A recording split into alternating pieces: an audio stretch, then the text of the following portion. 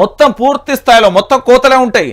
వీళ్ళు పెట్టిన దానికి నేను చెప్తున్నా కదా, ప్రజా సంక్షేమానికి మొత్తం కత్తెరబెట్టిలు.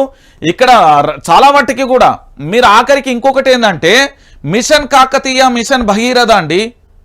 మిషన్ కాకతీయ మన గ్రామాలలో ఉండే గొలుసుకట్టు చెరువులకు సంబంధించి నాటి కాకతీయుల కాలం నాటి పద్ధతిని మనం పాటిస్తూ దానికి సంబంధించి పూడికతీత పనులను మొదలు పెట్టుకుంటాం. మిషన్ భగీరథ ద్వారా ఇంటింటికి నల్లా కార్యక్రమాన్ని పెట్టుకుంటాం.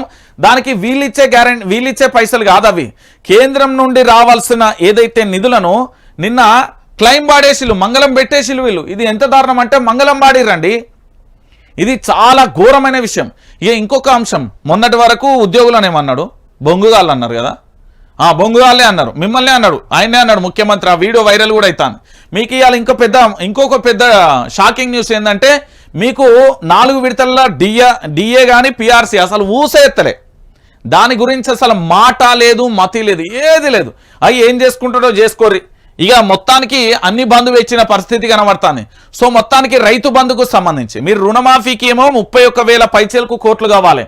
ఆల్మోస్ట్ తెలంగాణ రాష్ట్ర వ్యాప్తంగా ఉన్న 70 లక్షల మంది రైతులకు సంబంధించి రుణమాఫీ కావాలంటే 30,000 కోట్ల పైచిలకు కావాలండి. పైసలు అయితే 30,000 కోట్ల పైచిలకు కావాలి.